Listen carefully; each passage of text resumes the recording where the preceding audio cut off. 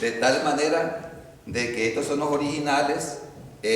Pablito hizo copias y las copias posiblemente las van a tener ustedes para que las puedan ver en sus hogares. Ustedes han ido a la convención, al encuentro que hay aquí ahora en Calgary. Así van a mirar ahí cómo la gente cae en esa misma situación. Eso es, ¿cómo se llama? Digamos, yo no soy esa persona que anda empujando a nadie, para que no me confunda. Pero Dios y el Espíritu hace como Él quiere, no como nosotros queramos. Así que yo ni me preocupo más bien los agarro para que no se caigan, pero ahí lo van a ver ustedes. Ahí lo van a ver ustedes en el video, porque una vez me tocó ir a San Isidro, allá en Matagalpa, y déjenme decirle, allí el último evento se caracterizó por una unción del Espíritu Santo, que el pastor era nazareno tradicional y no sabía qué hacer. Y decía, ¿qué está pasando aquí? Porque yo no invité ni a ningún desorden. Simplemente el Espíritu descendió, hizo como Él quiere, y el pastor no hallaba cómo explicar el fenómeno que había pasado, porque nunca lo habían vivido en su congregación. Ahora vamos a entrar en materia. Después de haberles explicado un poquito todo lo que pasó en Centroamérica, solamente déjenme decir, me tocó predicar en esas convenciones 3 veces en el mismo día, mañana, después en la tarde y después en la noche, 3 veces, para más o menos darle a entender el sacrificio, el esfuerzo, la entrega, la dedicación, y lo más importante que me llama la atención en ese evento es que no se me estropeó la garganta en ningún momento. Porque es pesado predicar 3 servicios, dar conferencias, exposiciones que son bien serias, que ellos pidieron, y que la garganta no se atrofee. Es un milagro de Dios. Yo le doy gracias al Señor por eso, porque me ayudó. Cuando ya vine aquí me tocaba predicar una vez más, y le dije, Señor, ¿y ahora qué predico? Porque ese es el problema de los pastores cuando van a predicar. Y ahora, Señor, ¿qué quieres que predique? Y me puse a orar, como siempre, en oración uno recibe de Dios lo que Dios quiere, que se entregue a la comunidad, al pueblo de Dios. Y me dice, háblele del gobierno bíblico en la iglesia. Así que vamos a hablar ahora del gobierno bíblico en la iglesia. ¿Qué dice la palabra de Dios? Para que sepáis cómo conduciros en la casa de Dios, columna y baluarte de la verdad. Se lo voy a leer otra vez. Para que sepáis cómo conduciros en la casa de Dios. ¿Cuál es la casa de Dios? Esta y soy yo. Yo soy la casa de Dios. Y esta casa también es de Dios. Para que sepáis cómo conduciros en la casa de Dios, columna y baluarte de la verdad. ¿Qué significa eso? Vamos a verlo en 2 partes. Déjenme explicarlo. Déjenme decirle, ¿cómo es el gobierno de Dios? La Biblia da unas palabras en hebreo que se llama la teocracia. ¿Qué significa teocracia? Theos es Dios y gracia es gobierno. El gobierno de Dios. ¿Quién gobierna en la iglesia? Dios.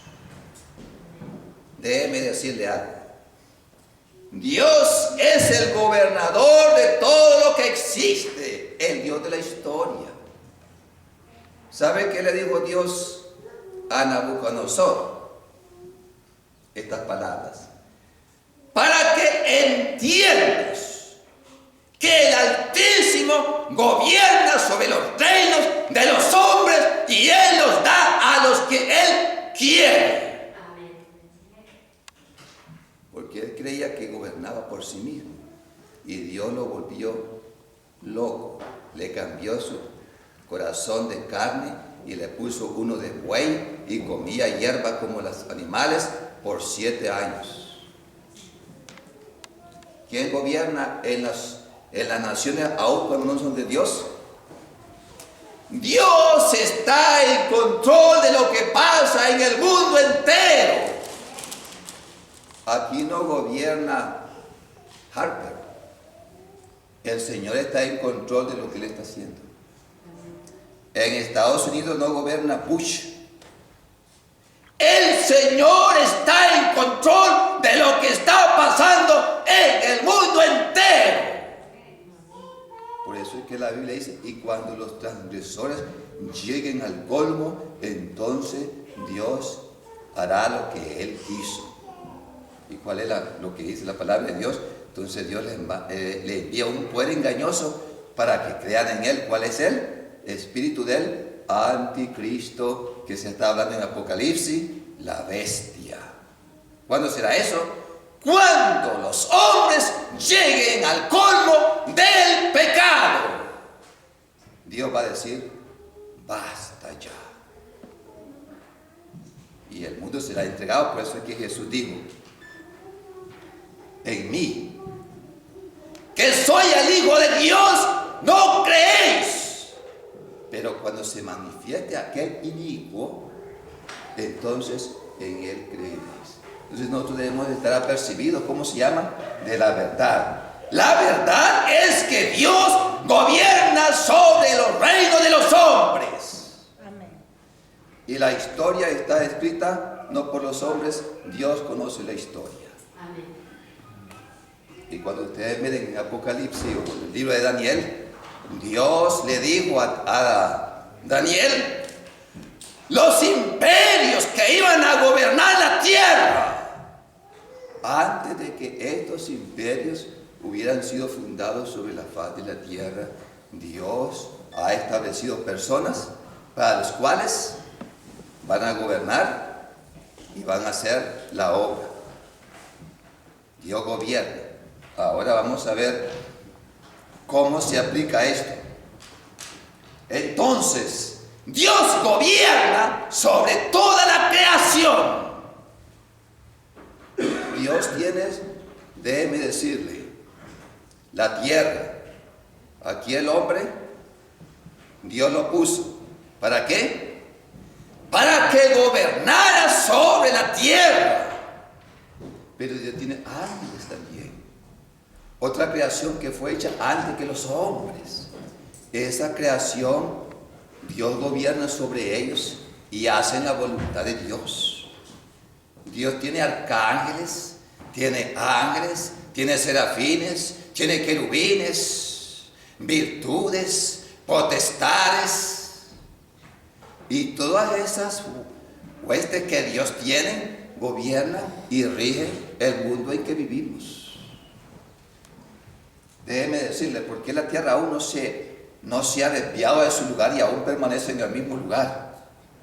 Porque Dios la gobierna. Y tiene sus seres angelicales que gobiernan el mundo y las leyes naturales que Dios ha puesto. Entonces Dios gobierna sobre todo hasta el día de hoy. Amén. Y déjeme decirle, el problema del hombre es, como decía la escuela dominicana una vez más, la caída del hombre. Por la caída del hombre vino que la tierra fue maldecida. Y los hombres se corrompieron. Y dice que vio Dios la maldad de los hombres, que era mucha en la tierra. Y digo Dios, he aquí que destruiré la tierra, me arrepiento de haber hecho el hombre. En Génesis capítulo 6. Porque todo pensamiento, el corazón de ellos es de continuamente solamente el mal. ¿Usted cree que vivimos en un mundo lleno de personas que agradan a Dios o que piensan en el bien? ¿Cuántos sabemos aquí en la iglesia? Unos poquitos. ¿Cuántos están en el mundo? Mucha gente. Por eso la palabra de Dios dice que ancha es la puerta que conduce a la perdición y muchos son los que van por ella. Muchos. Y que angosto el camino que conduce al reino de los cielos y pocos son los que en ella van. Usted está en ese camino, el camino de la puerta angosta. Y Jesucristo dice: yo soy la puerta. Él es la puerta de las ovejas. Dele gracias a Dios que usted está en esta puerta. Amén. Porque esta puerta conduce a cosas que ojo no vio, ni oído oyó, ni han subido en corazón de hombre. Son las que Dios ha preparado. ¿Para quiénes? Para los que entran por la puerta que es Cristo Jesús el Señor. Amén. Ahora hablaba con una hermana y me decía: la veo alegre. Le digo yo: la veo alegre. Me dice: ahora que me he acercado más al Señor, estoy alegre. Yo de alegría, y lloro de alegría, de gozo, inefable y glorioso. Eso es lo que dice la palabra de Dios, que tienen los hijos de Dios. ¿Y quiénes son los hijos de Dios? Ustedes tienen algo que el mundo quisiera tener y no tienen por mucho dinero que tengan. ¿Sabe cuál fue una cosa en la conferencia que me llamó la atención? Habían llegado a la convención gente rica, hijos de gente rica, y le dimos un apartamento especial para ellos. ¿Sabe qué dijeron? Había una psicóloga con ellos. Dice: ¿sabe qué dijeron los jóvenes? Que ellos tenían todo, pero estaban resentidos porque sus padres nunca se habían preocupado por ellos más que por hacer cosas y bienes materiales aquí en la tierra. Tenían esas cosas materiales, pero sus vidas estaban deshechas por dentro.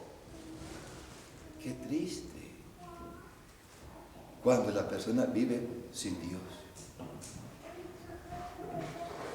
Y a veces nosotros nos olvidamos del hogar y de la familia por las cosas materiales.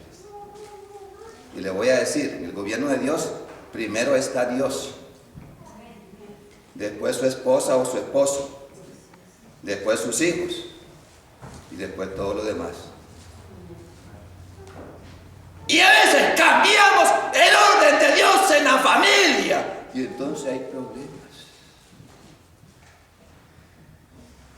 Déjeme decirle, una de las cosas que me llama la atención que hablábamos en el seminario, en la convención, era lo siguiente: a veces en el hogar tenemos la tendencia de darle la prioridad a los hijos, pero la prioridad no es a los hijos, es a la esposa o al esposo, es al matrimonio. Porque déjenme decirle, cuando ustedes estén viejos, los últimos que permanecerán en el hogar es el esposo y la esposa, y los hijos se irán. Y muchas veces queda un esposo resentido y una esposa resentida porque la esposa se vuelca toda su atención a los hijos y al esposo no lo vuelve a ver. Entonces, cuando llegan a viejo, no se pueden soportar, viene el divorcio y la separación a los 50, 60 años de edad. ¿Cómo nos estamos manejando nosotros? Señor, nos ayude. No es el tema de la familia. Déjeme decirle, Dios gobierna. Y cuando viene el Antiguo Testamento, es la palabra de Dios, que Dios tomó un pueblo. El pecado distorsionó todo en el mundo en que vivimos. Pero Dios tomó un pueblo y tomó un hombre que se llama Abraham. Los patriarcas se conocen como Abraham, Isaac y Jacob. ¿Por qué? Porque de ellos descendemos por la fe todos nosotros. Ellos son los padres de la fe. Isaac tuvo 12 hijos que se conocieron como los 12 patriarcas y después fueron esclavizados en Egipto, y en Egipto tuvieron 430 años y allí Dios se buscó un liberador, los libertó y los pastoreó en el desierto por 40 años. ¿Cuál fue el gobierno de Dios en el Antiguo Testamento? Déjeme decirle que Dios se le apareció a Moisés. Y ese Moisés tenía problemas porque quería hacerlo todo. Y su suegro Jetro le dijo: ¿qué estás haciendo? Te vas a volver loco. Ese es el pastor que quiere hacerlo todo. Entonces le dice: busca 70 hombres principales dentro de ustedes para que resuelvan los problemas. Y los problemas más críticos te los traigan a ti. De esa manera descansa tu carga. Y esos 70 es el principio, lo que se llama en el Nuevo Testamento, ¿cómo se llama? El sumo sacerdote. Se me olvida la palabra ahorita. ¿Cuál es la palabra, señores? Me olvida esa. Que se tenían los 70, el grupo de los 70 que gobernaba en el tiempo de el Sanedrín. Entonces, el principio viene desde el Antiguo Testamento. Se nombraron 70. Pero ¿cómo gobernaba Dios? Oiga, Dios gobernaba así. Dios le hablaba a Moisés. Y Moisés le decía al pueblo, o a los 70, lo que tenían que hacer. Dios no aceptaba que los 70 le vinieran a decir lo que Moisés tenía que hacer. ¿Qué les parece? El gobierno en la iglesia es teocrático. Dios manda en este lugar. Amén. Él es el Señor. Y Él está en control. Él dice y se hace. Y si a usted no le gusta, las puertas están abiertas. Amén. Dios es el Señor y Él se rige por su santa voluntad. A Dios nadie lo mandó jamás. Es soberano. Y Él no ha cambiado. Porque Él no se muda ni se cambia. Él es el mismo. De ayer, de hoy y por los siglos, de los siglos, de los siglos.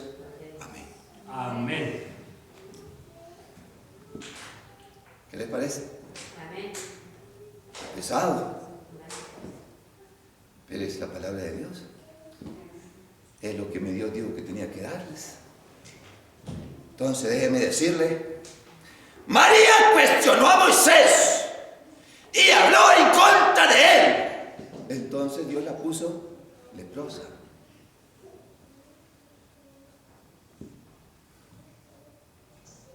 ¿Qué les parece? ¿Cuántos van a salir leprosos el día de hoy? Porque Dios nos permite que se levanten los pueblos contra los hijos de Jehová. Amén. Amén. Dios. Eso dice la palabra de Dios. No lo digo yo. ¿Qué les parece? Pesado. ¿Sabe cuántos pastores fracasan en los Estados Unidos cada año? 1800. Abandonan sus iglesias. ¿Por qué? Hay muchas razones. Y una de las razones es que a veces el pueblo quiere gobernar al pastor.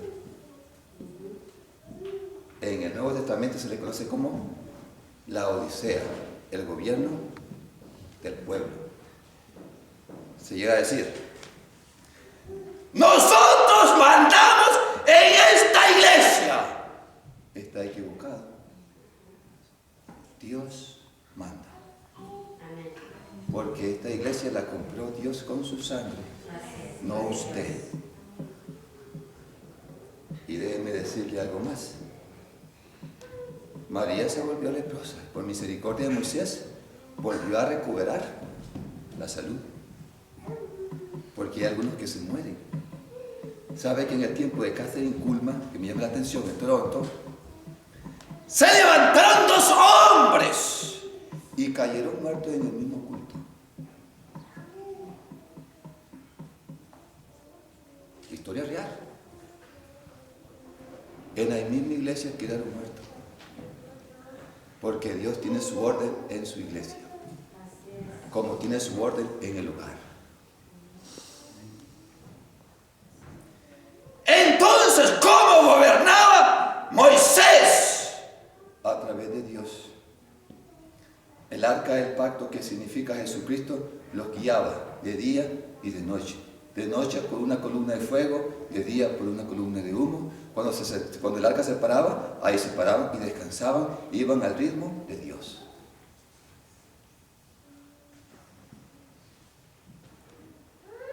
Déjeme decirle otra cosa. Cuando una iglesia se conduce, o un pastor se conduce de acuerdo a los principios de la asamblea, tiene resultados de la asamblea. Cuando un hombre de Dios se rige por Dios y los principios de Dios, tiene el resultado de Dios. Hay una gran diferencia. Son dos resultados los que se tienen. Y déjenme decirle, en el Nuevo Testamento se mató un apóstol, se llamaba Judas. Entonces echaron suerte.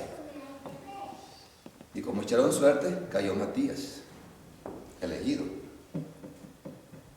Pero déjeme decirle, cuando el Espíritu de Dios vino, entonces dije, apártenme a Pablo, ese es el que yo, ese escogido. No fue Matías, fue un apóstol más, Pablo. Fue el que reemplazó a Judas. La iglesia nombró a Matías, pero Dios nombró a Pablo. Amén. ¿Qué le parece? ¿Cómo estamos en este problema? Es una bendición, ¿verdad? Escuchar la palabra de Dios. Y déjenme decirle otra cosa. El gobierno del Nuevo Testamento.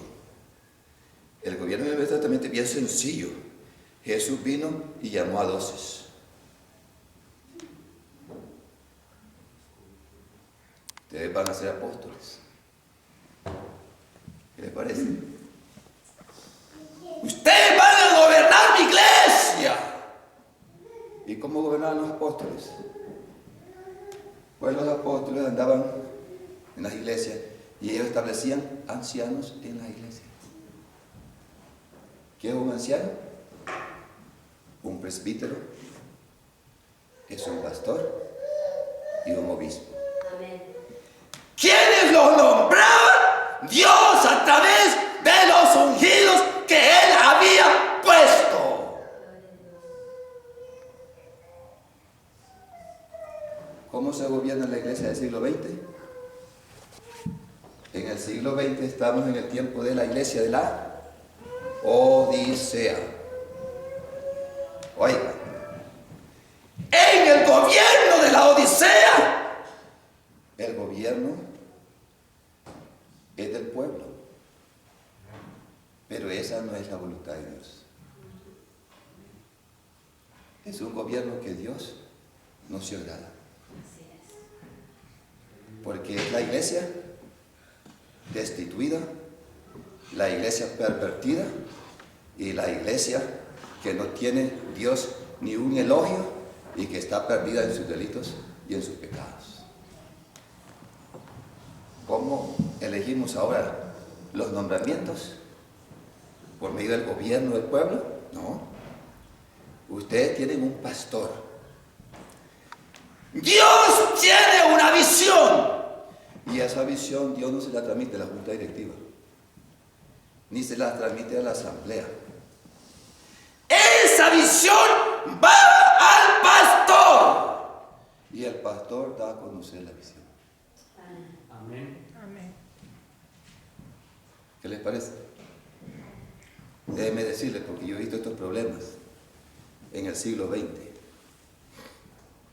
Cuando un pastor en una junta directiva dice no, el proceso se para. Porque no se hace lo que la junta directiva necesariamente dice. Se hace la voluntad de Dios aquí en el cielo y en la tierra. Gloria a Dios. Así es. Gloria a Dios. El pastor dice no, ahí se para el proceso. Ustedes no pueden seguir. Y si ustedes siguen, van con todas las de perder. Porque Dios no se agrada de eso.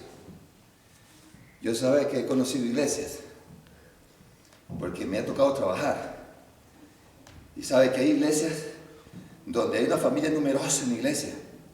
Y esa iglesia controla la iglesia y maneja al pastor. Lo que la familia Castro dice, eso se hace. Porque se ponían de acuerdo y hacían por mayoría las decisiones. ¿Qué problema es ese? Eso los pastores de hoy en día lidian con esos problemas. Y déjenme decirle, la junta directiva y el pastor tienen la potestad, cuando una asamblea no nombra a sus líderes conscientemente, de acuerdo a los valores espirituales establecidos en la Biblia, de anular la asamblea y hacerla solamente informativa.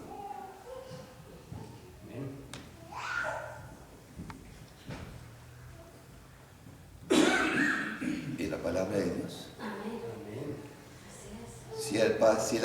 Si hay desórdenes en la asamblea y no se puede trabajar, la junta directiva y el pastor pueden decir, se suspende la asamblea, se hace informativa nada más. Hermanos, ustedes se sujetan a la disposición del liderazgo que Dios ha puesto en su iglesia. Amén. ¿Qué les parece? Amén, amén. ¿Cuáles son las dos prioridades de la iglesia? Aprobar la constitución con todos los cambios que vienen y aprobar el pastor que ustedes van a tener. Entiendo que el próximo sábado se reúnen los líderes, la junta directiva, y después el próximo sábado ya hay votación, se va a escoger uno y ustedes van a votar para terminar con esta disyuntiva y esta situación que ha vivido la iglesia por mucho tiempo. Y déjenme decirles una vez más esto. Cada pastor debiera tener líderes en su cuerpo directivo que tengan el espíritu del pastor. Amén. Porque ¿sabe usted? Yo me he encontrado en muchas directivas que los mismos líderes atacan al pastor. Un liderazgo dividido no puede funcionar ni puede crecer la iglesia. Así que si ustedes van a tener un pastor y van a tener un liderazgo, pléguense a la decisión de Dios sobre esta iglesia. Amén. Amén. Amén. Y sean fieles a Dios como líderes y fieles a su pastor. Si el pastor es infiel, ustedes lo pueden llamar la atención, ustedes lo pueden disciplinar, ustedes pueden llamar al príncipe, al supervisor de pastores, y se le pone orden al pastor. Esa es una prerrogativa que hay también en el orden de la iglesia. Y muchas cosas aquí han sucedido porque no ejercemos el orden establecido. Así es. Que el Señor nos ayude y nos guarde. Así que oremos. Y ahora que el Señor te bendiga y te guarde. Haga Dios resplandecer su rostro sobre ti, tenga de ti misericordia y ponga en ti paz en gran manera. Amén. Ahora, si hay alguno que quiera ministración, recuérdese que viene la Santa Cena el día de hoy.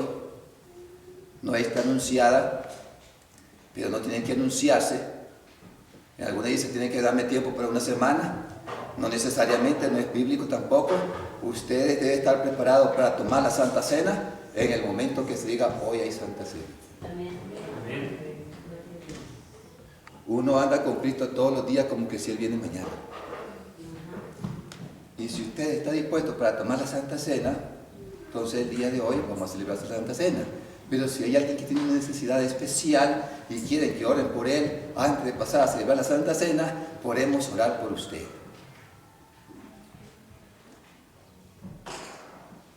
¿Habrá alguno que quiera una oración especial por usted el día de hoy? Puede pasar. Si no lo hay, entonces vamos a pasar a los que van a tomar la Santa Cena el día de hoy, que por favor pasen adelante para tomar la Santa Cena. No se preocupen. Todos los que estén anuentes y que anden bien delante de Dios, pueden pasar adelante, tomar la Santa Cena, porque es una bendición, es un gozo, es un regocijo, es una celebración de júbilo y de alegría. Y déjenme decirle una cosa.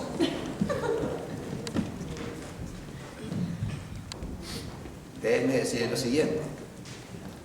En el Antiguo Testamento, en el Nuevo Testamento, algunas personas se morían y se enfermaban. ¿Y saben por qué le pasaba eso? Porque pasaban a tomar la Santa Cena indignamente. Indignamente es la persona que, sabiendo que ha hecho mal, no se ha reconciliado con Dios y pasa a tomar. Por lo tanto, yo no esfuerzo a nadie. Si se quiere quedar sentado, hágalo. Simplemente, si usted está contento con hacerlo y sabe que anda bien delante de la presencia de Dios, pues es un acto de alegría, de regocijo y de celebración. Entonces, vamos a pedirle a Silvio que nos dirija un momento de oración y que nos dé una meditación de lo que es la Santa Cena para que ustedes escuchen. Señor, gracias por recordar una vez más a través de este pan y de este vino la noche del nuevo pacto. Así como Israel celebraba la Pascua, Señor, cada año conmemorando la liberación de Egipto, conmemorando el fin de la esclavitud y el principio de una vida de libertad en ti, tú también esta misma noche que celebraste la Pascua, estableciste, Señor, la cena para nosotros, en el cual hay un cordero